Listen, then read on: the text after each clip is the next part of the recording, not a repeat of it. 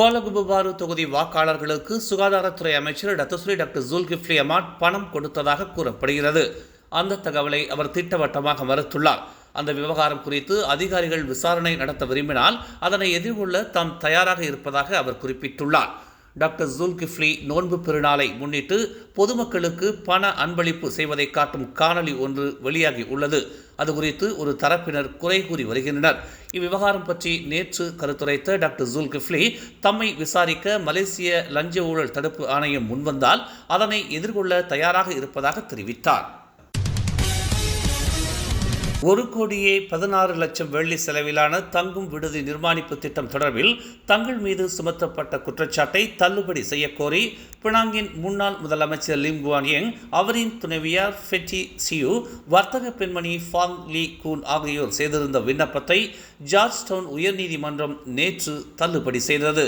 அரசு தரப்பினர் முன்வைத்துள்ள ஆதாரம் ஏற்கனவே முந்தைய வழக்கொன்றில் முன்வைக்கப்பட்டிருப்பதால் தாங்கள் இரட்டை பாதிப்புக்கு ஆளாகி இருப்பதாக தற்காப்பு தரப்பினர் சமர்ப்பித்த வாதத்தை நீதிமன்றம் நிராகரிக்கிறது என்று நீதித்துறை ஆணையர் ரொஃபியா முகமது குறிப்பிட்டுள்ளார்.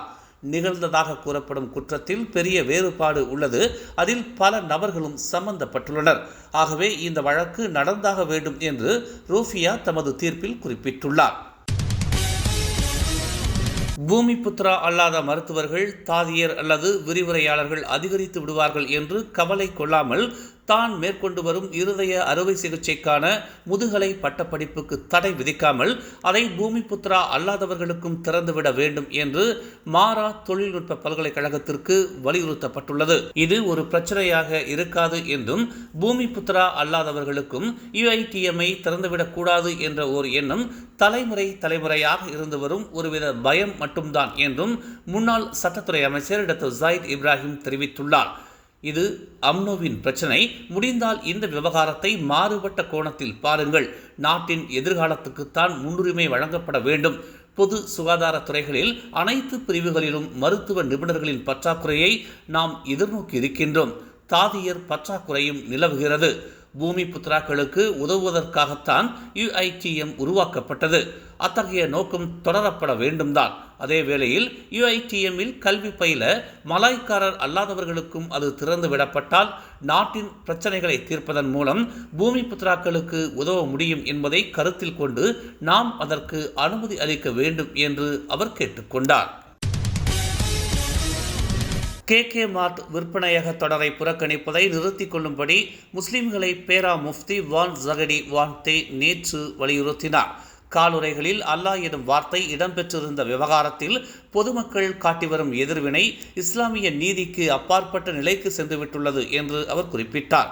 இஸ்லாமிய நீதி பரிபாலன துறையில் குற்றச்செயல்களின் நோக்கம் தெளிவுபடுத்தப்பட வேண்டியது இன்றியமையாததாகும். KK மார்ட் விவகாரத்தை பொறுத்தமட்டில் இஸ்லாத்தை அவர்கள் அவமதிக்கவில்லை. அந்த பேரங்காடி நிறுவனம் அளித்த விளக்கமும் இஸ்லாமிய மேம்பாட்டுத்துறையிடம் அது சமர்ப்பித்த அறிக்கையும் இதனை தெளிவுபடுத்தி உள்ளது என்று பேரா முஃப்தி அலுவலகத்தில் நேற்று நடைபெற்ற செய்தியாளர்கள் சந்திப்பில் வான் ஜாகிடி இதனை தெரிவித்தார். இந்த ஆண்டுக்கான உலக பத்திரிகை சுதந்திர குறியீட்டில் மலேசியா 34 இடங்களுக்கு வீழ்ச்சியடைந்து 107வது இடத்திற்கு பின்னடைந்துள்ளது. கடந்த ஆண்டில் மலேசியாவுக்கு கிடைத்த இடம் 73 என்பது குறிப்பிடத்தக்கது. மலேசியாவின் தற்போதைய மதிப்பெண் 52.07 புள்ளிகள் என்று ரிப்போர்ட்டர்ஸ் வித்தவுட் பார்டர்ஸ் எனும் அமைப்பு நேற்று வெளியிட்ட 2024 உலக பத்திரிகை சுதந்திர குறியீட்டில் தெரிவித்துள்ளது. பல ஆண்டு காலமாக இழுபறியாக இருந்த நம் சமுதாய மக்களின் பிரச்சினைக்கு தீர்வு காணும் விதமாக இந்த புதிய மடானி அரசாங்கத்தில் கொலஸ்லாங்கூர் கோலகுபாரு வாழும் மக்களுக்கு வரும் 9ஆம் தேதி நற்செய்தி ஒன்றை ஸ்லாங்கூர் மந்திரி பசார் டதஸ்ரீ அமரின் ஷாரி அறிவிக்க உள்ளதாக மலேசிய அரிமா சங்கத்தின் தோற்றுநரும் ஓம்ஸ் அறவாரிய தலைவருமான ஓம்ஸ் பா தியாகராஜன் தெரிவித்தார். இந்த இனிப்பான செய்தியை சேகரித்து அளித்த அனைத்து கட்சியினருக்கும் தமது நன்றியையும் பாராட்டுகளையும் அவர் தெரிவித்துக் கொண்டார்.